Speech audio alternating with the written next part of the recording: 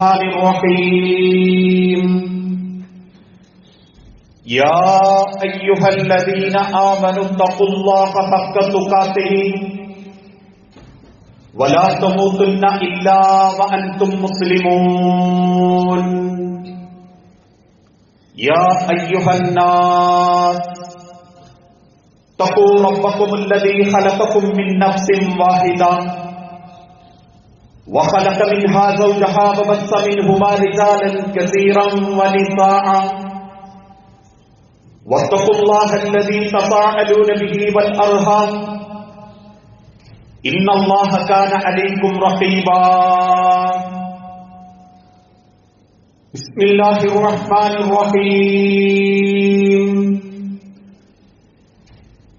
إن بطش ربك لشديد إنه هو يبدئ ويعيد رب اشرح لي صدري ويسر لي أمري. സ്നേഹാദരണീയരായ വിശ്വാസിനി സഹോദരങ്ങളെ, സർവലോക രക്ഷിതാവായ അല്ലാഹുവിന്റെ നിയമങ്ങളും നിർദ്ദേശങ്ങളും അന്ത്യപ്രവാചകൻ മുഹമ്മദ് മുസ്തഫ റസൂലുള്ളാഹി സ്വല്ലല്ലാഹു അലൈഹി വസല്ലമയുടെ ജീവിതചര്യകളും സ്വന്തം ജീവിതത്തിന്റെ എല്ലാ രംഗത്തും അല്ലാഹുവിനെ സ്നേഹിച്ചുകൊണ്ട് ജീവിതത്തിൽ പകർത്തണമേ എന്ന് ആദ്യമായി ഉണർത്തുകയാണ്, വസിയത്ത് ചെയ്യുകയാണ്. നമ്മളൊക്കെ ജീവിച്ചുകൊണ്ടിരിക്കുന്ന ഈ കാലഘട്ടത്തിൽ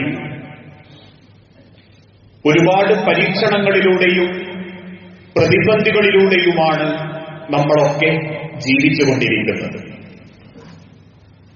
സാമ്പത്തിക രംഗത്തും കടബാധ്യതകളായിട്ടും വിചാരിക്കാത്ത സൂക്കേടുകളും ആശുപത്രി ചികിത്സകളും അതിനേക്കാളേറെ കുടുംബത്തിലുണ്ടാകുന്ന മാനസിക പ്രയാസങ്ങളും ഇങ്ങനെ പല ബുദ്ധിമുട്ടുകളും പരീക്ഷണങ്ങളും നിറഞ്ഞുകൊണ്ടിരിക്കുന്ന ഒരു മാനസിക ജീവിതത്തിലാണ് നമ്മളൊക്കെ ഇന്ന് ജീവിച്ചുകൊണ്ടിരിക്കുന്നത്. ഇത്തരത്തിൽ നമ്മുടെ ജീവിതത്തിലുള്ള ഏത് സമാധാനമില്ലാത്ത സമയത്തും ഒരു വിശ്വാസിക്കുള്ള വലിയൊരു ആശ്വാസമാണ്, ആയുധമാണ് പ്രാർത്ഥിക്കാൻ സാധിക്കുക എന്നുള്ളത്. കാരണം റബ്ബിന്റെ മുൻപിൽ തുറന്നു പറയുകയും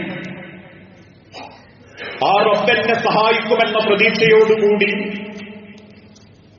എന്റെ അനുഭവിക്കുന്ന ഏത് പ്രയാസങ്ങൾക്കും പ്രതിസന്ധികൾക്കും എന്റെ റബ്ബിലാണ് എന്റെ കാവൽ, ആ മനസ്സോടുകൂടി റബ്ബിനോട് പ്രാർത്ഥിക്കുന്ന സമയത്ത് വലിയ ആശ്വാസം നമ്മളിൽ ഓരോരുത്തരുടെയും മനസ്സിൽ അനുഭവപ്പെടാറുണ്ട്.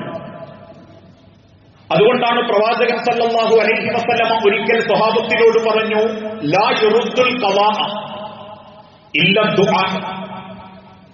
നമ്മുടെ ജീവിതത്തിൽ റബ്ബ് നിശ്ചയിച്ച ഒരു തീരുമാനം, നമ്മുടെ ജീവിതത്തിൽ അല്ലാഹു എടുത്ത ഒരു തീരുമാനം റബ്ബ് മാറ്റണമെങ്കിൽ ഇല്ല ദുആ, പ്രാർത്ഥന കൊണ്ടല്ലാതെ പടച്ച റബ്ബ് ഒരാളുടെയും തീരുമാനം മാറ്റുകയില്ല. നാളെ എന്റെയും നിങ്ങളുടെയും ജീവിതത്തിൽ സംഭവിക്കാനുള്ളതും ഇന്ന് നമ്മൾ അനുഭവിച്ചുകൊണ്ടിരിക്കുന്ന പരീക്ഷണങ്ങളും പ്രയാസങ്ങളും ഏത് റബ്ബ് തിരുത്തണമോ, റബ്ബ് നമ്മളെ തൊട്ട് അകറ്റണമോ, ഇല്ല ദുആ, ഹൃദയം തുറന്ന പ്രാർത്ഥന കൊണ്ടല്ലാതെ അല്ലാഹു അത് മാറ്റിത്തരികയില്ല. വിശുദ്ധ ഖുർആനിലൂടെ അല്ലാഹു തആല ആ കാര്യം ഓർമ്മപ്പെടുത്തി, ഫദ്കുറൂനി അദ്കുറുക്കും, നിങ്ങൾ എന്നെ ഓർത്തെങ്കിൽ മാത്രമേ ഞാൻ നിങ്ങളെയും ഓർക്കുകയുള്ളൂ. അതുകൊണ്ടായിരുന്നു ഒരിക്കൽ മദീന മിമ്പറിൽ വെച്ച് നൂറുകണക്കിന് സ്വഹാബത്തിരിക്കുമ്പോൾ പ്രവാചകൻ സല്ലല്ലാഹു അലൈഹി വസല്ലമ അവർക്ക് മുൻപിൽ പ്രാർത്ഥനയുടെ മഹത്വത്തിന്റെ ഒരു ചരിത്രം ബോധ്യപ്പെടുത്തി കൊടുത്തു. 3 വിശ്വാസികൾ ഒരു യാത്ര ആരംഭിക്കുകയും രാത്രി അവരൊരു പാറക്ക് താഴെയെത്തി ആ പാറക്ക് മുകളിലേക്ക് കയറി പാറക്കുള്ളിൽ ഒരു ഗുഹയിൽ അവരാ രാത്രി താമസിക്കാനും തീരുമാനിച്ചു. ആ രാത്രിയുള്ള ശക്തമായ പ്രകമ്പനത്താൽ ഒരു പാറക്കല്ല് ഇളകി വരികയും അവർ താമസിക്കുന്ന ഗുഹയുടെ മുൻഭാഗം ആ പാറക്കല്ലുകൊണ്ട് അടക്കപ്പെടുകയും ചെയ്തു. എങ്ങനെ രക്ഷപ്പെടുമെന്ന പ്രയാസത്തിൽ ജീവിക്കുന്ന ആ കൂട്ടർ 3 പേരും 3 ആളും കൂടി ഒരു തീരുമാനമെടുത്തു, നമ്മെ സഹായിക്കാൻ റബ്ബല്ലാതെ മറ്റാരുമില്ലെന്ന്. അതുകൊണ്ട് തന്നെ നമ്മൾ ചെയ്ത സൽക്കർമ്മങ്ങൾ മുൻനിർത്തി നമുക്ക് അല്ലാഹുവിനോട് പ്രാർത്ഥിക്കാം. അതിലൊന്നാമത്തെ വ്യക്തി പറഞ്ഞു, റബ്ബേ, വൃദ്ധരായ മാതാപിതാക്കൾ എന്റെ വീട്ടിലുണ്ട്. അവർക്ക് ഭക്ഷണം കൊടുത്തിട്ടല്ലാതെ ഞാൻ ഭക്ഷണം കഴിച്ചിട്ടില്ല, എന്റെ മക്കൾക്ക് പോലും കൊടുത്തിട്ടില്ല. ഒരു ദിവസം ഞാൻ വീട്ടിലേക്ക് വരുമ്പം 2 പേരും എന്നെ കാത്തിരുന്ന് മയങ്ങിപ്പോയിട്ടുണ്ട്. ഭക്ഷണം കഴിക്കാതെയാണ് അവർ മയങ്ങുന്നത് എന്ന് കേട്ടപ്പോ അവരെ ഉറക്കിൽ നിന്നും വിളിച്ചെഴുന്നേൽക്കാൻ മടി തോന്നിയ ഞാൻ ഭക്ഷണവുമായി അവർ ഉണരുന്നത് വരെ കാത്തിരുന്നു. ഉണർന്നതിന് ശേഷം ഞാൻ അവർക്ക് ഭക്ഷണം കൊടുത്തിട്ടുണ്ട്. റബ്ബേ, ഈ ഒരു അമലുകൊണ്ട് ഞാൻ ആഗ്രഹിച്ചത് നിന്റെ പ്രീതി മാത്രമാണ് നാഥ. അതുകൊണ്ട് ഈ കുടുങ്ങിക്കിടക്കുന്ന പ്രയാസത്തിൽ നിന്നും നീ ഞങ്ങളെ സഹായിക്കണം. അല്ലാഹുവിന്റെ ഹബീബ നബി തങ്ങൾ പറയുന്നു, പാറ അല്പം മാറി, പക്ഷേ ഒരാൾക്ക് പുറത്തേക്ക് എത്താനുള്ള സാഹചര്യമില്ല. രണ്ടാമത്തെ വ്യക്തി പറഞ്ഞു, റബ്ബേ, എന്റെ അയൽപക്കത്തൊരു പെണ്ണുണ്ടായിരുന്നു, സുന്ദരി. പലപ്പോഴും ഞാൻ അവൾ ആഗ്രഹിച്ചിട്ടുണ്ട്, പക്ഷേ അവൾ സമ്മതിച്ചിട്ടില്ല. ഒരു ദിവസം അവളുടെ കുടുംബത്തിൽ അപ്രതീക്ഷിതമായ ഒരു പരീക്ഷണം വന്ന് സാമ്പത്തികമായി ആ പെണ്ണ് ബുദ്ധിമുട്ടിയപ്പോ എന്നോട് പണം ചോദിച്ചവൾ എന്റെ വീട്ടിൽ വന്നു.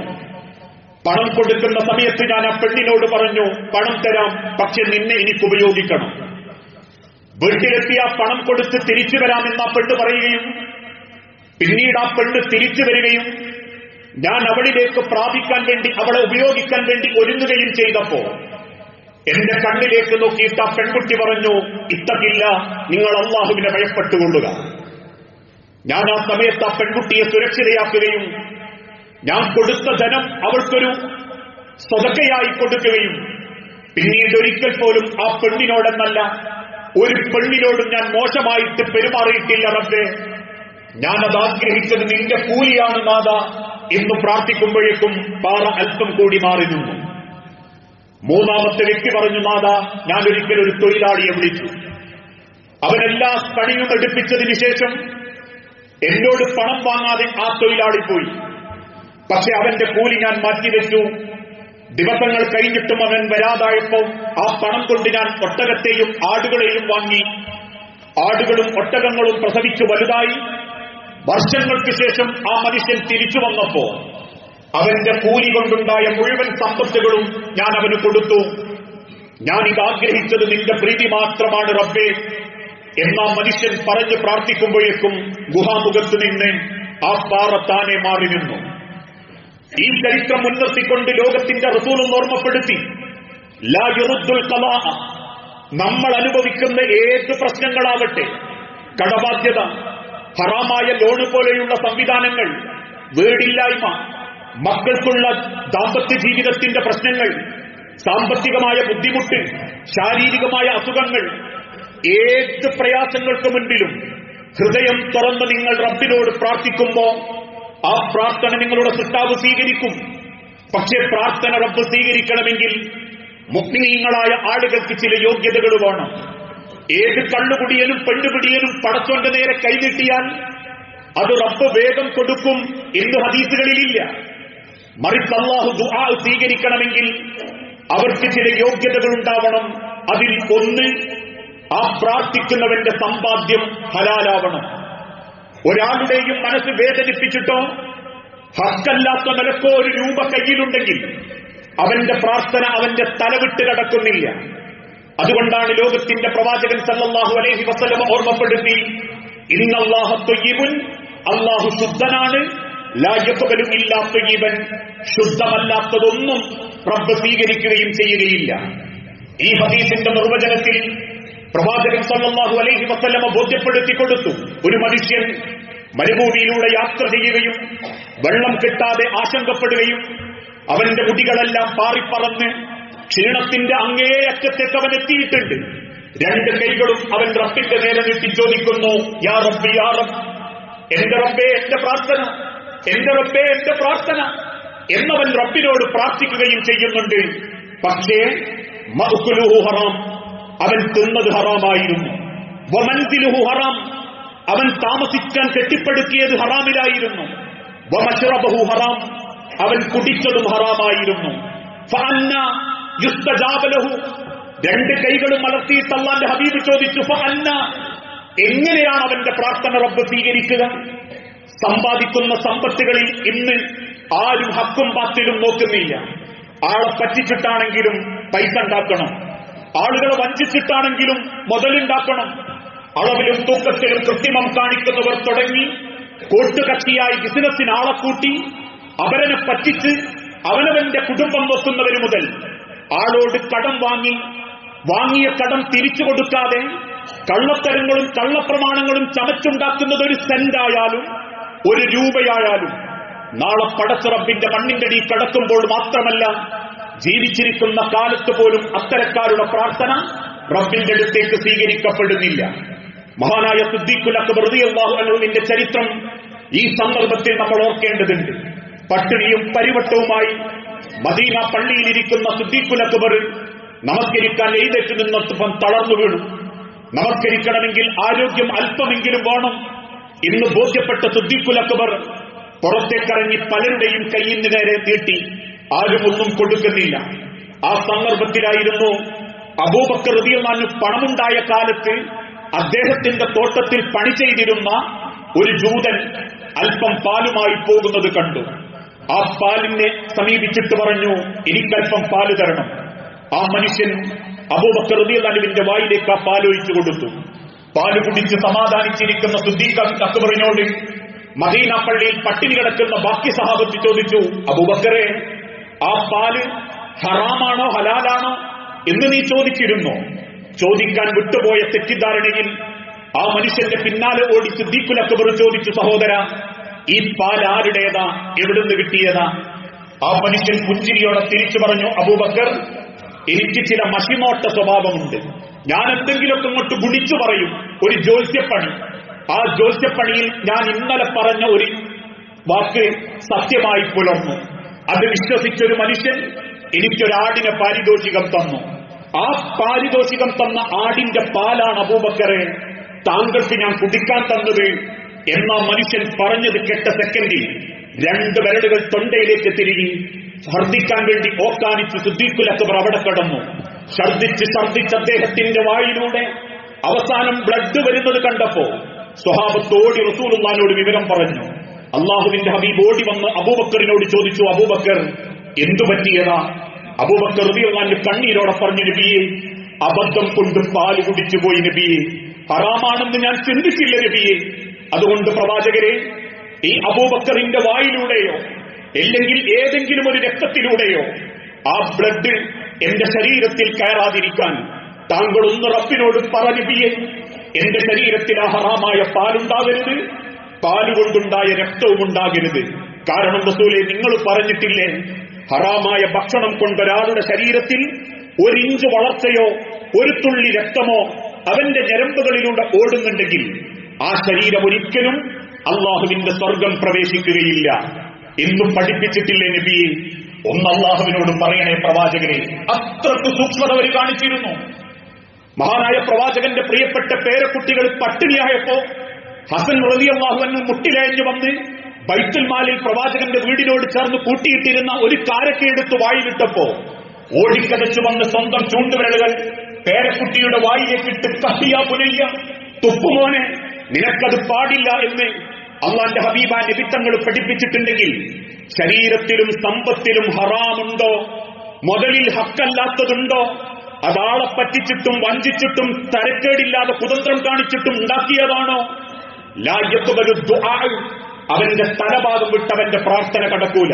ചില ഉലമാക്കൾ ഓർമ്മപ്പെടുത്തി, അവര് മരിച്ചാൽ പോലും പിന്നിലുള്ളവരുടെ പ്രാർത്ഥന അവരിലേക്ക് എത്താതിരുന്ന് കളയും. കാരണം അവൻ ചതിച്ചവരും വേദനിപ്പിച്ചവരും ഈ ദുനിയാവിൽ ബാക്കിയായിട്ടുണ്ട് എങ്കിൽ ദുആ അല്ലാഹ് സ്വീകരിക്കണമെങ്കിൽ സമ്പാദ്യം ഹലാലാവണം. രണ്ടാമത്തേത് ഇത്തഖൂ ദഅവത്തൽ മദ്ലൂം, നിങ്ങൾ കാരണം ഒരു മനസ്സെങ്കിലും ഈ മണ്ണിന്റെ മേലെ വേദനിച്ചിട്ടുണ്ടെങ്കിൽ ആരാവട്ടെ, അതിന് മുസ്ലിം അമുസ്ലിം മൃഗം എന്നൊന്നുമില്ല, പക്ഷിയായാലും മൃഗമായാലും മനുഷ്യനായാലും ജാതിയായാലും കറുത്തവനാണെങ്കിലും വെളുത്തവനാണെങ്കിലും സ്വന്തം കുടുംബക്കാരനാണെങ്കിലും തൊഴിലാളിയാണെങ്കിലും ഇത്തഖൂ ദഅവത്തൽ മദ്ലൂം, നിങ്ങൾ കാരണം മനസ്സ് വേദനിച്ച ഒരു വ്യക്തി ഈ മണ്ണിന്റെ മേലെയുണ്ടെങ്കിൽ ഇത്തഖൂ ദഅവത്തൽ മദ്ലൂം, നിങ്ങളുടെ പ്രാർത്ഥന അല്ലാഹുവിന്റെ അരികിലേക്ക് സ്വീകരിക്കപ്പെടുന്നില്ല. ലൈസ ബൈനഹു വബൈനല്ലാഹി ഹിജാബുൻ, കാരണം അവന്റെ പ്രാർത്ഥനയ്ക്ക് അള്ള വേഗം ഉത്തരം കൊടുക്കൂ. നിങ്ങൾ ചെയ്തതിന്റെ പാതകം ആ മനുഷ്യന്റെ ഹൃദയത്തിലുണ്ടെങ്കിൽ. അതുകൊണ്ടായിരുന്നു ഏതൊരു നമസ്കാരത്തിന് ശേഷവും അള്ളാന്റെ ഹബീബ് സഹാബത്തിനെ കാണുമ്പോൾ പൊരുത്തം വാങ്ങും. അബദ്ധം കൊണ്ട് സംഭവിച്ചു പോയതോ, നമസ്കാരത്തിന്റെ ഇടയ്ക്ക് പറ്റിപ്പോയതോ, മറ്റൊരുത്തന്റെ മനസ്സിൽ ഒരു അലോഗ്യമായി വളരുന്നുണ്ടെങ്കിൽ ആ അലോഗ്യം പോലും ഇല്ലാതാക്കാൻ വേണ്ടി അള്ളാഹുവിന്റെ പ്രവാചകൻ നിരന്തരം സഹാബാക്കളോട് പൊരുത്തം വാങ്ങുകയായിരുന്നു. ഇന്ന് ഒരാൾക്ക് പൊരുത്തം വാങ്ങണമെങ്കിൽ ഓം പള്ളിയിൽ ഒന്നാമത്തെ സൊഫിൽ മയ്യത്തായിട്ട് ഉണ്ടാക്കണം. അതുവരെ പൊരുത്തം വാങ്ങൂല. ഹജ്ജിന് പോയാലും ഉംറക്ക് പോയാലും തരക്കേടില്ലാത്ത കുടുംബക്കാരോടും ബന്ധുക്കളോടും പിണങ്ങാത്ത കുടുംബക്കാരോടും പൊരുത്തം വാങ്ങാന്നല്ലാതെ പിണങ്ങി നിൽക്കുന്ന കുടുംബക്കാരോട് പൊരുത്തം വാങ്ങാറില്ല. പിണങ്ങി നിൽക്കുന്ന സാമ്പത്തിക ഇടപാട് നടത്തിയവനോട് പൊരുത്തം വാങ്ങാറില്ല. മനസ്സ് വേദനിപ്പിച്ചിട്ടും കുത്തുവാക്ക് പറഞ്ഞിട്ടും പരദൂഷണം ഉണ്ടാക്കിയിട്ടും പച്ചയിറച്ചി തിന്നിട്ടും ജീവിച്ചവരാരും ആ പൊരുത്തം വാങ്ങാറില്ല.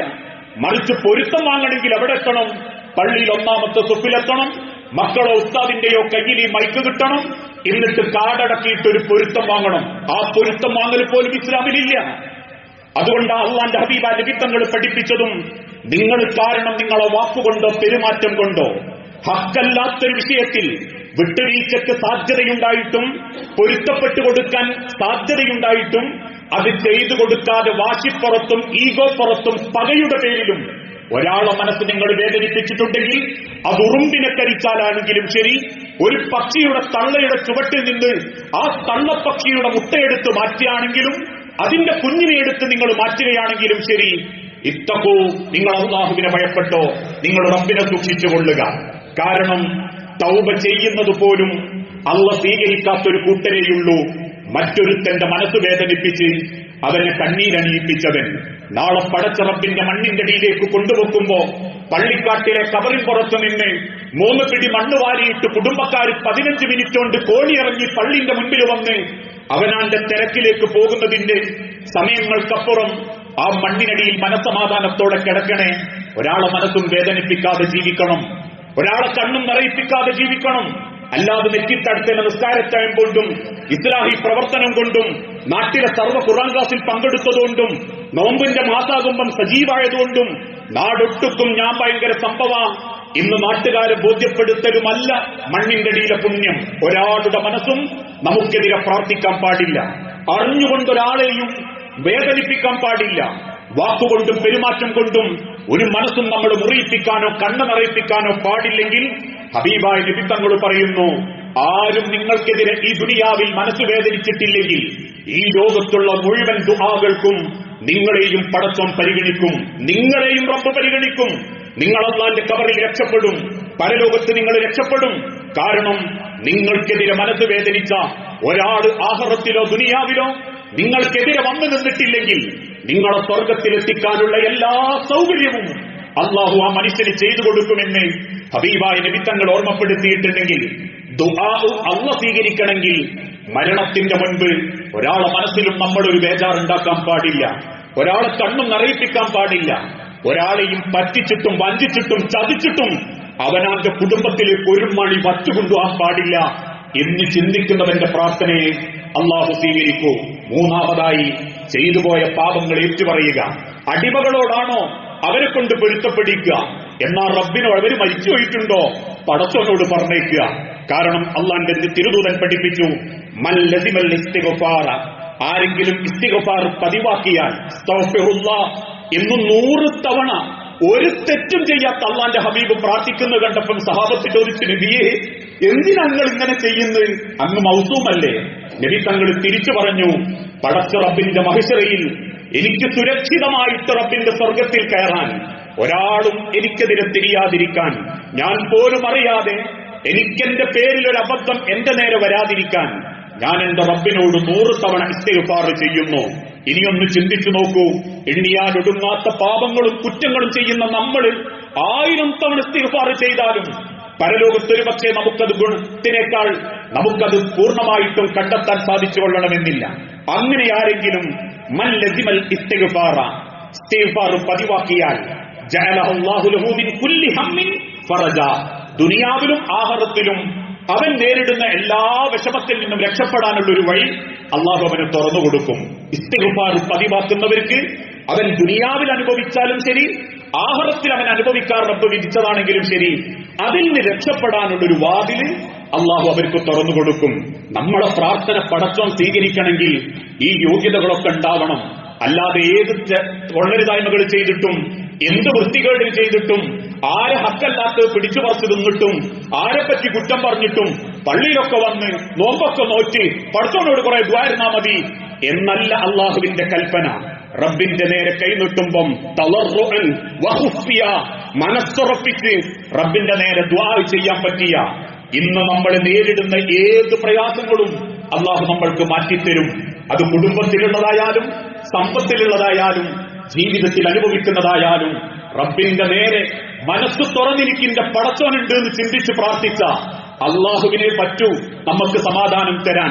കുടിച്ചോന് അതിന്റെ കെട്ടുവിടുന്നതുവരെ സമാധാനം ഉണ്ടാകൂ, കളിക്കുന്നോൻ അത് കളിക്കുന്നതുവരെ ഉണ്ടാകൂ, അല്ലെങ്കിൽ സ്നാവിനടിയിൽ തിരുകുന്നോനും മൂക്കത്ത് വലിച്ചേറ്റുന്നോനും ഞരമ്പ് കുത്തിത്താറ്റുന്നോനും അതിന്റെ കെട്ടുവിടുന്നത് വരെ ഉണ്ടാകൂ, 4 തെറി പറയുന്നോന് അത് പറഞ്ഞ ആവേശം കെട്ടടുന്നത് വരെ ഉണ്ടാകൂ, എഴുതി വിടുന്നോന് ആ എഴുതിട്ട സമയത്തെ ഉണ്ടാകൂ. എന്നും റബ്ബിന്റെ എന്റെ കാവലന്റെ റബ്ബിലുണ്ടെന്ന ആത്മാർത്ഥതയോടെ ആ റബ്ബിന് വേണ്ടി ജീവിക്കുമ്പോ എന്തും പടച്ചോൻ എളുപ്പാക്കി തരും. ആ സുരക്ഷിതത്വമാണ് അള്ളാഹ് വാഗ്ദാനം ചെയ്ത ഇസ്ലാമിന്റെ സുരക്ഷിതത്വം. ആ ഉറപ്പാണ് ഒരു വിശ്വാസിക്ക് പടച്ചോൻ കൊടുക്കുന്ന പ്രാർത്ഥനയുടെ ഉറപ്പ്. അത് നേടാൻ നമ്മൾ പാകപ്പെടുമ്പോഴേ നമ്മളെ പ്രാർത്ഥനയും പടച്ചോൻ എളുപ്പാക്കി തരൂ. അങ്ങനെ ചിന്തിക്കുന്ന യഥാർത്ഥ മുഅ്മിനീങ്ങളിൽ അള്ളാഹു നമ്മളെ എല്ലാവരെയും ഉൾപ്പെടുത്തി അനുഗ്രഹിക്കുമാറാകട്ടെ.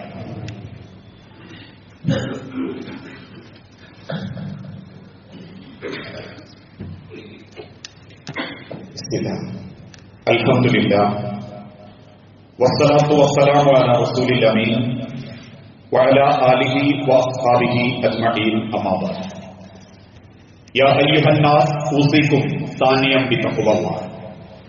ജീവിതത്തിന്റെ ഒരു രംഗത്തും അല്ലാഹുവിനെ മറന്നുപോകരുത് എന്ന് എന്നോടെന്ന പോലെ നമ്മളിൽ ഓരോരുത്തരോടും വസിയത്ത് ചെയ്യുകയാണ്, ഉപദേശിക്കുകയാണ്. നമ്മൾ ആരും ഈ ലോകത്ത് ഒരു 100 വർഷത്തിലധികം ജീവിക്കാൻ വന്നവരല്ല. നമ്മളെ ജീവിച്ച കാലം വളരെ ചെറുതാണ്. വളരെ ചുരുങ്ങിയൊരു കാലഘട്ടം മാത്രമേ നമ്മൾ ഈ ലോകത്തുള്ളൂ എന്ന് ബോധ്യപ്പെടുന്ന ചില സന്ദർഭങ്ങൾ നമ്മുടെ ജീവിതത്തിൽ ഉണ്ടാവാറുണ്ട്. അത് എളുപ്പത്തിൽ ബോധ്യപ്പെടണമെങ്കിൽ നിങ്ങൾ ഓരോരുത്തരും മനസ്സുകൊണ്ട് ഇപ്പൊ ചിന്തിച്ചാൽ മതി. നമ്മുടെ ഒരു 2 തലമുറകൾക്ക് മുകളിലേക്ക് ആരെയും നമ്മക്കറിയില്ല, അവർക്കാർക്കും നമ്മളെ അറിയില്ല. ഉദാഹരണമായിട്ട് എന്റെ വാപ്പ അബ്ദുറഹിമാൻ, വാപ്പയുടെ വാപ്പ പൂക്കുട്ടി സാഹിബ്, പൂക്കുട്ടി സാഹിബിന്റെ മേലേക്ക് എനിക്കറിയൂല. ഈ ഇരിക്കുന്ന പലർക്കും സ്വന്തം വല്യപ്പാന്റെ മുകളിലേക്ക് ചോദിച്ചാൽ പേര് പോലും അറിയൂല. പ്രാർത്ഥനയിൽ പോലും അങ്ങനത്തെ ഒരാൾ വന്നിട്ടുണ്ടാവൂല. ഉമ്മന്റെ ഉമ്മ പാത്തുമ്മ, അതിന്റെ മേലുള്ള ഉമ്മ നമുക്കറിയൂല. നമ്മളിൽ നിന്ന് മരണപ്പെട്ടു പോയ നമ്മളുടെ മാതാപിതാക്കൾ, വല്യപ്പമാർ, കുടുംബാംഗങ്ങൾ എല്ലാവരുടെയും കബറിടം അള്ളാഹു വിശാലമാക്കി കൊടുക്കുമാറാകട്ടെ. ഒരു 2 തലമുറകൾക്ക് താഴേക്ക് പോയാൽ പിന്നെ ഓർമ്മിക്കാൻ വലിയ കഴിവില്ലാത്തവരാ ഞാനുങ്ങളൊക്കെ. ആരും ഓർക്കൂല നമ്മളെയൊന്നും. ജീവിതം ഇന്ന് മുന്നോട്ട് പോകുന്നുണ്ടെങ്കിൽ ആ ജീവിതത്തിന്റെ ഉറപ്പാണ് മരണം. ഒരു പൊരുണ്ടാവുന്ന ഒരൊറപ്പില്ല, സൂക്കേടില്ലാണ്ട് ആരോഗ്യം ഉണ്ടാവുന്ന ഒരൊറപ്പില്ല, ഒരു വാഹനം വാങ്ങാൻ പറ്റുന്ന ഉറപ്പില്ല, കച്ചവടം ലാഭാവുന്ന ഉറപ്പില്ല, മോളെ കൈപിടിച്ചൊടുക്കാൻ കെട്ടിക്കാൻ സമയം കിട്ടുന്ന ഉറപ്പില്ല, മോനൊരു നിലക്ക് കണ്ടിട്ടോന്റെ കല്യാണം കൂടിയിട്ടും ജീവിക്കുന്നൊന്നും ഉറപ്പില്ല. ഒരൊറ്റ ഉറപ്പേ ഉള്ളൂ, മരിക്കും. ജീവിതത്തിന്റെ ഉറപ്പാണ് മരണം. ആ മരണത്തിന് ശേഷം നമ്മളെ ഓർക്കുന്നത് കുറഞ്ഞ കാലം മാത്രം. ജീവിച്ചിരിക്കുന്ന ഈ കാലഘട്ടത്തിലെ മനുഷ്യന്മാരെ മനസ്സിലെ ഞാനുങ്ങളുള്ളൂ. ഇന്ന് നമ്മൾ കാണുന്ന ഈ മനുഷ്യന്മാരെ കണ്ണിലും മനസ്സിലേ ഞാനുങ്ങളുള്ളൂ. അത് കഴിഞ്ഞാൽ ഒരു 2 തലമുറ. എന്റെ മോനിപ്പുണ്ടായി, മോനൊരു മോനുണ്ടായി കഴിഞ്ഞാൽ പിന്നെ കുറച്ചു കാലം കഴിയുമ്പോൾ ഇന്നവർക്ക് ആർക്കും ഓർമ്മ ഉണ്ടാവില്ല. എത്ര പേര് ഓർത്തിട്ടുണ്ട് ഇന്ന് നേരം കൊടുത്തപ്പോ വല്യപ്പാന്റെ വാപ്പാനെ, വല്യമ്മാന്റെ ഉമ്മാനെ? ഒരു 150 കൊല്ലത്തിന്റെ അപ്പുറത്തേക്ക് ആരെയും നമുക്ക് ഓർമ്മല്ല, ഓർക്കാർക്കും നമ്മളെ ഓർമ്മല്ല. ഇനിയൊരു 150 കൊല്ലത്തിന്റെ അപ്പുറം 2150 ആകുമ്പോൾ ഇരിക്കുന്ന ഒരു മനുഷ്യന് ഒരു അപ്പുറം ഉണ്ടാവില്ല. അത്ര തുച്ഛമായൊരു ലോകത്ത് ജീവിക്കുന്ന നമ്മള്, അത്ര ചെറിയൊരു കാലം ജീവിക്കുന്ന നമ്മള്, അള്ളാഹുവിന്റെ പ്രവാചകൻ പഠിപ്പിച്ചു ജീവിച്ചിരിക്കുന്ന മനുഷ്യന്മാരെ മനസ്സിലേങ്ങൾ ഉണ്ടാവും. നാളെ ഞാൻ മരിച്ചാൽ ഈ ഇരിക്കുന്ന പലരും മരിക്കുന്നത് വരെ ഒരു പക്ഷെ എന്നെ ഓർക്കും. അത് കഴിഞ്ഞ മക്കളിലേക്കെത്തിയ മക്കളിലേക്കെത്തിയ ഒരു മനുഷ്യനും നിങ്ങളെ ഓർക്കാനും ഉണ്ടാവില്ല. അതുകൊണ്ട് തന്നെ ജീവിച്ചിരിക്കുന്ന ആളുകളുടെ മനസ്സിൽ നമുക്കൊരു നല്ല യാത്ര ഉണ്ടാവണം, നമുക്ക് നല്ലൊരു പ്രാർത്ഥന ഉണ്ടാവണം, നമുക്ക് നല്ലൊരു സമാധാനത്തോടെയുള്ള അവരുടെ ചുണ്ടുകളിൽ നിന്ന് ഒരു ദുആ കിട്ടാനുള്ള വകുപ്പുണ്ടാവണം. ആ മരണാനന്തര ലോകത്തേക്ക് ഒരു മനുഷ്യന് ഉപകാരപ്പെടുന്നത് എന്ത് റസൂലേ എന്ന് ചോദിച്ചപ്പോ നബി തങ്ങൾ ആദ്യം പറഞ്ഞത് മക്കളുടെ പ്രാർത്ഥന, അതോടൊപ്പം മറ്റുള്ളവരുടെയും പ്രാർത്ഥന. അത് നിങ്ങൾക്ക് അനന്തര സ്വത്താണ്. ഞാൻ മരിച്ചു പോകുമ്പോൾ എന്നെ അറിയാത്തൊരു വ്യക്തി, അതല്ലെങ്കിൽ എന്നെ അറിയുന്ന ഒരു വ്യക്തി എനിക്ക് വേണ്ടി ദ്വാരക്കുന്നുണ്ടെങ്കിൽ അത് എന്റെ അനന്തര സ്വത്ത്. പക്ഷെ എന്റെ അനന്തര സ്വത്ത് എന്ന് നമ്മൾ ചിന്തിക്കുന്നതാണ്ട, ഞാൻ അവിടെ വാങ്ങിയ 10 സെന്റ്, ഇവിടെ വാങ്ങിയ 20 സെന്റ്, അവിടെ ഉണ്ടാക്കിയ 3 മുറി പീഡിയ, ഇതൊക്കെ എന്റെ മക്കൾക്കുള്ള സ്വത്താണ്. എനിക്കുള്ള സ്വത്ത് നിങ്ങളെ നാവുകളിൽ നിന്ന് വരുന്ന എന്റെ പ്രാർത്ഥനയാണ്. അതോടൊപ്പം തന്നെ സദഖത്തുൻ ജാരിയ, മരിച്ചാലും നമ്മളെ ഖബറിലേക്ക് കിട്ടുന്ന നമ്മളെ സൽക്കർമ്മങ്ങൾ, ദാനധർമ്മങ്ങൾ. ഇന്ന് ഈ കാണുന്നതൊക്കെ ചെയ്തു വെച്ച് മണ്ണിന്റെ അടിക്ക് പോയ ഒരുപാട് മനുഷ്യരുണ്ട്. ഈ പള്ളിക്കൊരാൾ കയറുമ്പോൾ പോലും കൂലി ആ മണ്ണിന്റെ അടിയിലേക്ക് കൊണ്ടുപോയവര് 100 കണക്കിന് മനുഷ്യന്മാരുണ്ട്. നാളെ ഞാനും കൂടെ അവിടെ കിടക്കുമ്പോൾ നമുക്കും അങ്ങനെ എന്തെങ്കിലുമൊക്കെ ഒന്ന് കിട്ടാൻ. അൽഹംദുലില്ലാഹ് കഴിഞ്ഞ റമദാനിന്റെ മുൻപ് ഒരുപാട് നവീകരണം നമ്മൾ ഈ പള്ളിയിൽ നടത്തിയിട്ടുണ്ട്, AC ആയിട്ടും സോളാറായിട്ടും ഒക്കെ. പക്ഷെ അന്നും നമുക്ക് പൂർത്തീകരിക്കാൻ പറ്റാത്തത് സ്ത്രീകളുടെ ഭാഗത്തുള്ള AC-യും അവർക്കുള്ള സൗകര്യങ്ങളുമായിരുന്നു. ഇൻഷാ അല്ലാഹ് ഈ വരുന്ന റമദാനിന്റെ മുൻപ് നമ്മളെപ്പോലെ തന്നെ എന്ന് കരുതി അതിനും നിങ്ങളുടെ മനസ്സിൽ സ്ഥാനം ഉണ്ടാവണം. കാരണം നബി തങ്ങൾ ചോദിച്ചു, സഹാബത്ത് ചോദിച്ചു, റസൂലേ അയ്യുൽ മുഅ്മിനി അഖിയത്, മുഅ്മിനീങ്ങളിൽ ഏറ്റവും ബുദ്ധിമാനാരാ? നബി തങ്ങൾ പുഞ്ചിരിയോടെ പറഞ്ഞു, മരിക്കുന്നുറപ്പുള്ള ജീവിതത്തിന് എന്തെങ്കിലും സമ്പാദ്യം കണ്ടെത്തിയോ? മരിക്കുന്നുറപ്പുള്ള ജീവിതത്തിന് എന്തെങ്കിലും സമ്പാദ്യം കണ്ടെത്തിയോ? എവിടെ കണ്ടെത്തിയോ? ദുനിയാവിലല്ല, ആഖിറത്തിൽ കണ്ടെത്തിയോ? ദുനിയാവ് കണ്ടെത്തിയൊരു കുറെ ഉണ്ട്. അതിന്റെ പേരിൽ ഇപ്പോഴും തമ്മിത്തല്ലും പ്രശ്നങ്ങളും പ്രയാസങ്ങളും ഈ ഭൂമിക്ക് മേലെ സംഭവിച്ചുകൊണ്ടിരിക്കുന്നുണ്ട്. മണ്ണിന്റെ അടിയിലേക്ക് കണ്ടെത്തി കൊടുക്കുന്നവൻ, അവനാണ് ഏറ്റവും നല്ല മുഅ്മിൻ. ആ മുഅ്മിനീങ്ങളുടെ കൂട്ടത്തിൽപ്പെടാൻ ഇൻഷാ അല്ലാഹ് ഓരോരുത്തർക്കും സാധിക്കുന്ന നിലക്ക് നിങ്ങൾ ഓരോരുത്തരും ഉണ്ടാവണം. ഒരുപാട് മാറ്റങ്ങളും സജ്ജീകരണങ്ങളും ഒരു മഹല്ല് എന്നുള്ള അടിസ്ഥാനത്തിൽ നമുക്ക് ചെയ്യാൻ, ഇബാദത്തുകൾ ഭംഗിയാക്കാൻ. അതോടൊപ്പം തന്നെ നിലനിൽപ്പ് പോലും ചോദ്യം ചെയ്യപ്പെടുന്ന ഒരു SIR സംവിധാനം നമ്മുടെ ഇന്ത്യ മഹാരാജ്യത്ത് നടപ്പിലാക്കപ്പെട്ടുകൊണ്ടിരിക്കുകയാണ്. എല്ലാവരും അതിനെപ്പറ്റി ശ്രദ്ധിച്ചിട്ടുണ്ടാകും. പള്ളി കേന്ദ്രീകരിച്ച് നമ്മൾ അതിനുള്ള സദസ്സുകളും സംഘടിപ്പിച്ചിട്ടുണ്ട്. അതിന്റെ ലിസ്റ്റ് വന്നിട്ടുണ്ട്. എല്ലാവരും ഒന്ന് ശ്രദ്ധിക്കണം. ഇല്ലാത്ത ആളുകൾ ബേജാറാവാനല്ല, ഫോം പൂരിപ്പിച്ചു കൊടുക്കാനുള്ള സംവിധാനമുണ്ട്. അതിന്റെ ആശങ്കയെ അസ്വസ്ഥതയായിട്ട് നടക്കണ്ട. പടച്ചോൻ വാതേറിയിട്ടുണ്ടെങ്കിൽ, ശ്വാസം തന്നിട്ടുണ്ടെങ്കിൽ പടച്ചോനറിയാം നമ്മൾ എന്ത് ചെയ്യണമെന്ന്. ആ മനത്തോടുകൂടി അതിനുള്ള സൗകര്യങ്ങൾ നിങ്ങളെല്ലാവരും ശ്രദ്ധിക്കണം. നമ്മളെ ഒരു ശ്രദ്ധക്കുറവ് നമ്മളെ നിലനിൽപ്പും നമ്മളുടെ സമാധാനവും ഇല്ലാണ്ടാക്കുന്ന ഒരവസ്ഥയാവരുതെന്ന് മാത്രം. എല്ലാ രംഗത്തും പരസ്പരം സ്നേഹത്തോടെ സമാധാനത്തോടെ നാളെ റബ്ബിന്റെ അരികിലേക്ക് മടങ്ങുമ്പോൾ ഒരാളെ മനസ്സിലും വെറുപ്പോ പ്രയാസമോ സൃഷ്ടിക്കാതെ, വാക്കുകൊണ്ടോ പെരുമാറ്റം കൊണ്ടോ ഒരാളുടെ കണ്ണും നിറയിപ്പിക്കാത്ത നിലയ്ക്ക് ജീവിക്കാൻ റബ്ബേ ഞങ്ങൾക്ക് ഓരോരുത്തർക്കും നീ തൗഫീഖ് നൽകണം. അറിയാതെ അബദ്ധം കൊണ്ടും പ്രയാസങ്ങളെ കൊണ്ടും വിവരക്കേട് കൊണ്ടും സംഭവിച്ചു പോയിട്ടുണ്ടെങ്കിൽ അതിന്റെ പേരിൽ ഒരിക്കലും നാഥ ദുനിയാവിലും ആഖിറത്തിലും നീ ഞങ്ങളെ ശിക്ഷിക്കാതിരിക്കുകയും അത് പൊരുത്തം കിട്ടാനും അതിന്റെ കരുണ ലഭിക്കാനും എല്ലാ കാര്യവും നീ ഞങ്ങളോട് ഓരോരുത്തരോടും കാണിക്കണം. اللهم اغفر للمؤمنين والمؤمنات المسلمين والمسلمات الأحياء منهم والأموات إنك مجيب الدعوات يا قاضي الحاجات. اللهم أعز الإسلام والمسلمين